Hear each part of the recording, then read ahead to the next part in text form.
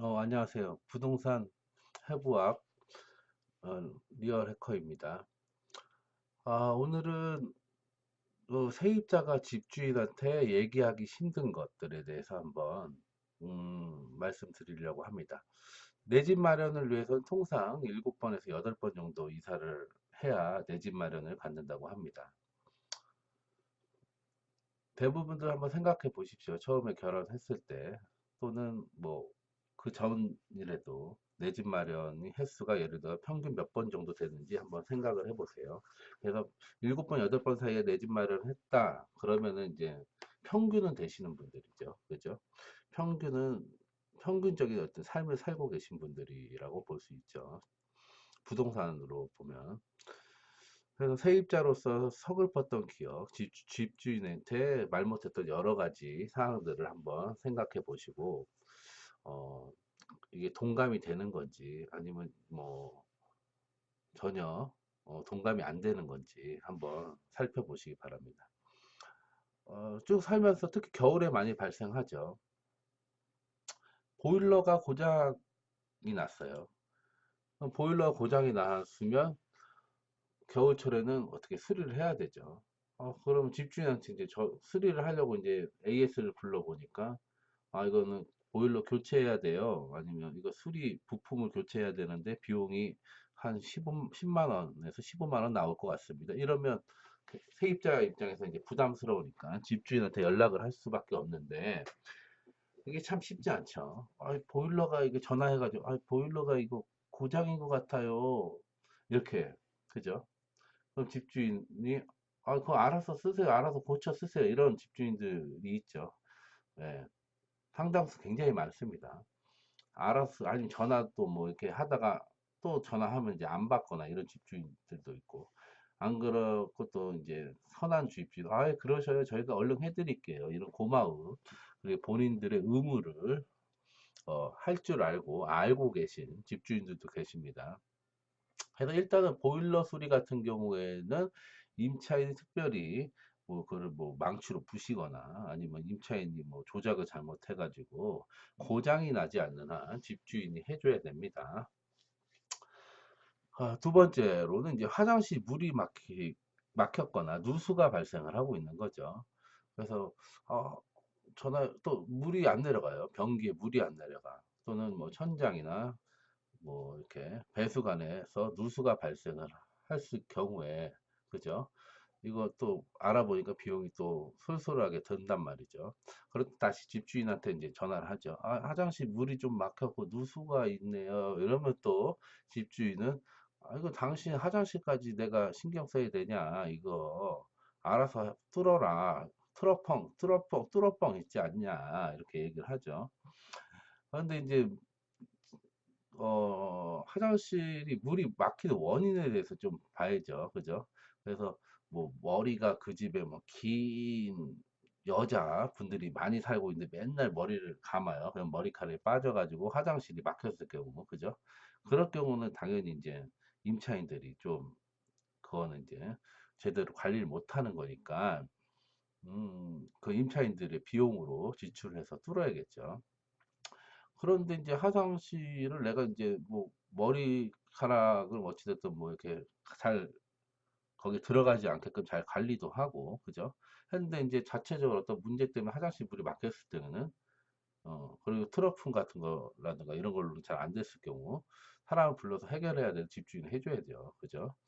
임차인들이 이제 그 주거 환경에 대해서 편의를 제공할 의무가 있기 때문에 임대인들이 해줘야 됩니다. 누수가 있었을 경우에도 마찬가지로 임대인들이 해줘야 되죠. 근데 그 누수가 발생됐는데 임차인들이 즉시 얘기하지 않고 뭐 한 달이라든가 보름 또는 몇 달을 방치한 채 그 누수 부분이 더 뭐 확대되었거나 이랬을 경우는 임차인이 일부 과실이 발생될 수 있죠. 그다음에 방범창 좀 설치해 주세요. 방범창이 찢어졌어요. 그래서 모기가 들어와서 우리 애기들을 막 물어요. 온갖 벌레들이 다 들어와요. 이렇게 이제 집주인한테 전화를 하게 되면 다시 이제 집주인이 얘기를 하죠. 그건 알아서 하세요. 방범창. 좀 그런 것 좀 이렇게 얘기합니다. 방범창 같은 경우 아니면 도둑이 들어올 수 있으니까 좀 보안 장치 좀 해주세요. 이렇게 얘기할 수도 있겠죠. 얘기를 하면 이제 집주인들이 해주시는 분들이 아마 많이 없으실 겁니다. 이 방범창이라든가 어떤 보안 관련 사항은 사실은 집주인 의무는 아니기 때문에 집주인이 해주시면 좋지만 안 해주신다면 임차인이 그거는 하셔야 된다. 그래서 이 부분에 대해서는 이제 조심스럽게 좀 말씀을 임대인한테 하셔야죠. 그죠? 그리고 못이나 에어컨 구멍을 내야 될 것 같은데 이게 되게 많죠. 에어컨 설치하려면 이제 벽에 기존에 구멍이 뚫려 있으면 그냥 하면 되는데 새로 뚫어야 된다. 이러면 얘기 안 하고 뚫으면 어떻게 됩니까? 나중에 문제가 됩니다. 얘기를 해서 뚫어야 되죠. 그런데 또 집주인이 에어컨 그거 그냥 길게 빼세요. 아니면 에어컨 설치하지 마세요. 구멍 뚫는 거 반대합니다. 이렇게 하겠죠. 그럴 경우는 설치를 사실은 못하죠. 그죠? 자기 집이 아니니까. 근데 목 같은 거, 바로 걸어야 되는데, 일반적으로 이렇게, 누구나, 이렇게, 객관적으로 봤을 때, 그죠? 이렇게 누구나 이건 설치해야 되는 거, 기본적인 사항들. 못 몇 개 박는 거는 문제가 안 됩니다. 그것까지 이제 집주인한테 얘기할 필요는 없는데, 못을 막 수십 개씩 박아야 된다. 이거는 문제가 있죠. 그죠? 그렇게 박을 일이 없지만. 그래서 일상생활을 위해서 못을 박을 때는 집주인한테 얘기할 필요는 없습니다. 근데 에어컨 같은 거, 드릴로 구멍을 크게 뚫어야 된다라든가, 이런 것들은 이제 집주인의 허락을 받아야지 되는 거죠. 그리고 이제 계약 만기 전에 이사를 가야 될 것 같은데 전세금 좀 보증금 좀 돌려주세요 이러는 거죠. 그죠? 계약을 했으면 계약에 서로 의무와 권리가 발생합니다. 그런데 한쪽에서 그 의무와 권리에 대해서 조금 이행하지 않았을 때, 그죠? 그때 이제 문제가 되는데 어찌됐든 이제 집주인한테 나 이런 사정이 있어서 이사를 가야 되는데 하면 예, 보증금 돌려드릴게요. 이런 집주인이 많지가 않죠. 알아서 빼고 나가세요. 그리고 중개 보수는 알아서 내세요. 내고 알아서 가세요. 이런 분들이 되게 많죠. 그죠? 그럴 경우에는 어찌됐든 계약을 했기 때문에 계약 만기 전까지는 임차인이 거주를 하셔야 됩니다. 그래서 어, 어쩔 수 없는 거죠, 그거는. 근데 이제 내가 1억에 전세 살고 있는데 내가 이사 만기 전에 나간다고 하니까 집주인이 갑자기 그 집 1억 5천에 전세 놔주세요. 그리고 나가세요. 이러면 문제가 됩니다. 그러면은 나는 1억 5천에 이 집이 1억 5천 되는 가치가 있는 집이면 이제 문제가 없겠지만, 내가 봤을 때 이거 아무리 많아도 1억 2천 정도밖에 안 될 것 같은데 하면 1억 5천에 안 들어오죠. 그럼 나는 이사를 갈 수가 없는 거죠.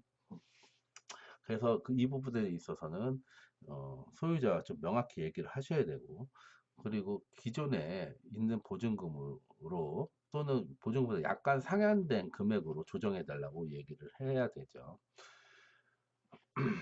네.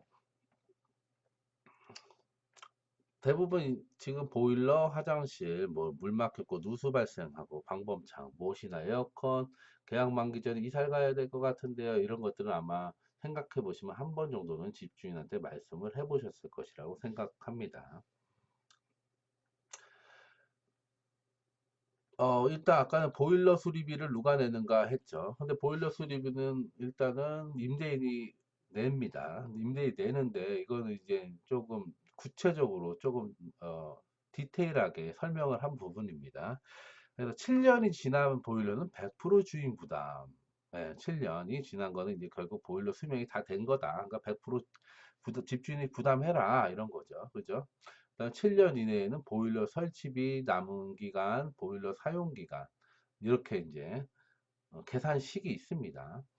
그래서 예를 들어 5년 된 보일러다. 그런데 그 5년 된 보일러가 50만 원에 구입을 했다. 그러면 50만 원을 2년에 해서 7년으로 해서 나눠서 그러면 14만 원 세입자 부담해라. 이렇게 이제 계산식이 있는데 이게 이제 법적으로 이 계산식이 있는 건 아닙니다. 그래서 어쨌든 이렇게 해도 이제 뭐 요런 걸 아시는 분들은 서로 협의가 안 됐을 때 이렇게 계산을 해서 또 진행할 수는 있는데 일반적으로는 집주인이 보일러는 해줘야 된다라고 말씀드릴 수가 있습니다. 그리고 화장실 물이 막혔을 경우에 그래서 아까 말씀드렸다시피 임차인 잘못, 머리카락 등 이게 임차인 잘못이다. 그러면 이제 임차인이 해야 되지만 집주인이 해야 돼. 그러니까 기초 설비에 관한 것은 집주인이 책임을 진다라는 거죠.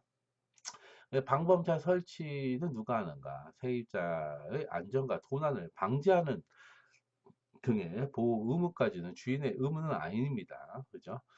세입자가 설치 후 불안하면 세입자가 설치하라는 말입니다. 이사 갈 때 가지고 가던가 뛰어가던가 아니면 설치한 부속물을 임대인에게 매수할 것을 청구할 수 있습니다.